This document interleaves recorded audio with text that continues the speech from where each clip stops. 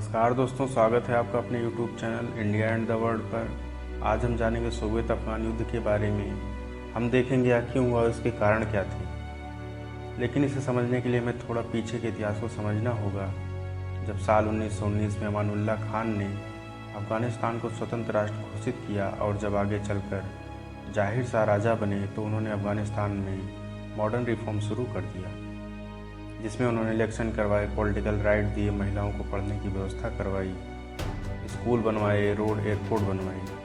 लेकिन इसी बीच शाही परिवार पर भ्रष्टाचार का आरोप और गिरती अर्थव्यवस्था के कारण जनता में उपजे संतोष के बीच 17 जुलाई 1973 को पूर्व प्रधानमंत्री और राजा जाहिर शाह के कजिन मोहम्मद दाऊद खान ने तख्ता पलट कर दिया।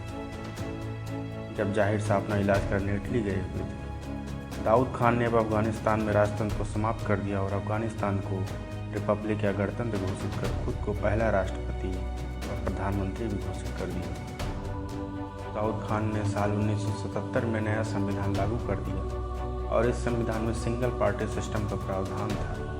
अफगानिस्तान के अधिकांश लोगों को पसंद नहीं आया और उन्होंने इसका विरोध करना शुरू कर दिया और अफगानिस्तान की पीपल्स डेमोक्रेटिक पार्टी ने भी विरोध करना शुरू कर दिया और 28 अप्रैल 1978 को पीडीपीए ने दाऊद खान का तख्ता पलट कर दिया। जिस मोहम्मद दाऊद खान ने राजा जाहिर शाह का तख्ता पलट किया था, अब उसका ही तख्ता पलट हो चुका था। इस तख्ता पलट को सौर रेवोल्यूशन के नाम से भी जाना जाता है। इस तख्ता पलट की अगुवाई people's democratic party of Afghanistan के नूर मोहम्मद तारकी ने की। 1 मई को नूर मोहम्मद तारकी राष्ट्रपति, प्रधानमंत्री और पीडीपीए के जनरल सेक्रेटरी बने।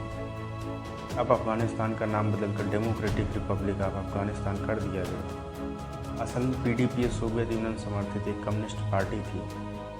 अफगानिस्तान एक लैंडलॉक देश है और सोवियत संघ रूस सहित 15 देशों का संघ था, जिसमें ताजिकिस्तान, तुर्कमेनिस्तान, कजाकिस्तान, उज्बेकिस्तान आदि देश शामिल थे। सोवियत संघ सबसे बड़ा कम्युनिस्ट देश था। इसकी सीमाएं अफगानिस्तान से मिलती थी। जब नूर मोहम्मद तारकी ने सत्ता संभाली तो सोवियत यूनियन की मदद से अफगानिस्तान में सोशलिज्म को बढ़ावा देना शुरू कर दिया। महिलाओं के बुर्का पहनने पर रोक लगा दी गई। महिलाओं के अधिकारों में सुधार किया गया। महिलाओं को वोटिंग का अधिकार दिया गया। लड़के लड़कियों को एक साथ पढ़ने का अधिकार दिया गया। सभी को एक समान अधिकार दिया गया और अमीर लोगों की ज़मीन लेकर गरीब लोगों को देनी शुरू कर दी गई। इसका नतीजा यह हुआ कि अब लोग सरकार के इस रिफॉर्म के खिलाफ विद्रोह करने लगे, क्योंकि ये सारे रिफॉर्म इस्लामिक मान्यताओं के खिलाफ थे। और इसी बीच अमेरिका ने पाकिस्तान की मदद लेते हुए इन विद्रोहियों को हथियार देना शुरू कर दिया।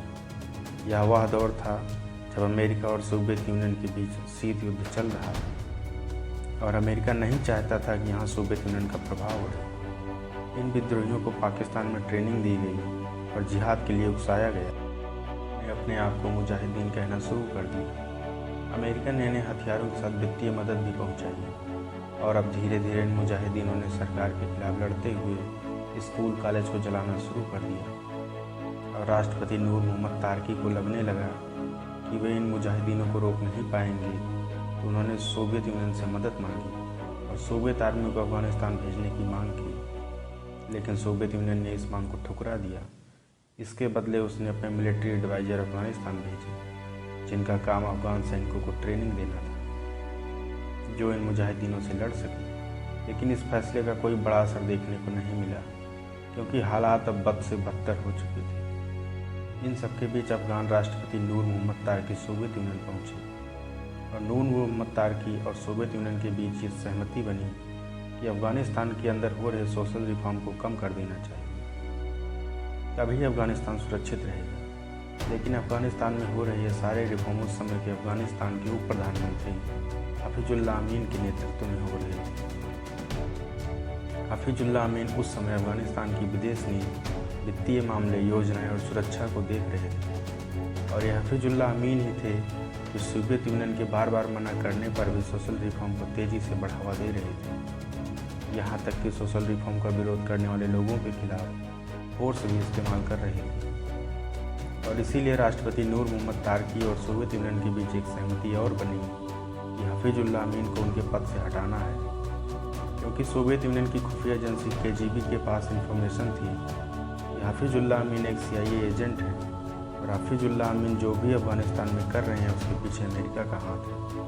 इधर नूर मोहम्मद तारकी मास्को से काबुल पहुँचे, उससे पहले ही समझौते की खबर हफीजुल्लाह अमीन तक पहुँच गई और 11 सितंबर 1979 को नूर मोहम्मद तारकी जैसे ही काबुल पहुँचे उससे पहले हफीजुल्लाह अमीन ने तख्ता पलट कर दिया।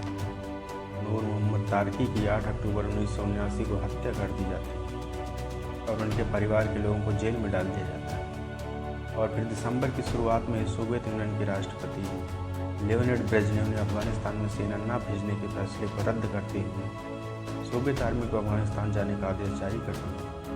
और फिर 25 दिसंबर 1979 को सोवियत आर्मी अफगानिस्तान में घुस गई और फिर शुरू हुआ एक भीषण युद्ध।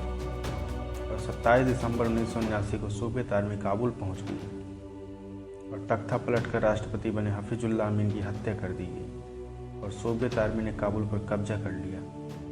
लेकिन सोवियत यूनियन ने जैसे ही अपनी आर्मी अफगानिस्तान भेजी, पूरी दुनिया सोवियत यूनियन के खिलाफ खड़ी हो गई और सोवियत यूनियन के इस फैसले के खिलाफ यूनाइटेड नेशन जनरल असेंबली में एक प्रस्ताव पास किया गया। भारत ने इस प्रस्ताव पर हुई वोटिंग में सोवियत यूनियन के पक्ष में वोटिंग की। अमेरिका ने सोवियत यूनियन सप्लाई होने वाले गेहूं पर रोक लगा दी और 1980 में मास्को में होने वाले ओलंपिक गेम्स का बहिष्कार कर दिया।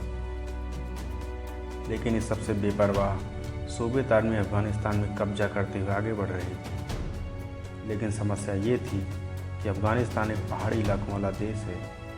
सोवियत आर्मी मैदानी इलाकों में तो सफलता पा रही थी, लेकिन पहाड़ी इलाकों में सोवियत आर्मी फंस कर रही थी, क्योंकि मुजाहिदीन पहाड़ियों में छुपकर गुरिल्ला युद्ध लड़ रहे थे और सोवियत आर्मी पहली बार इस तरह के इलाकों में लड़ रही थी।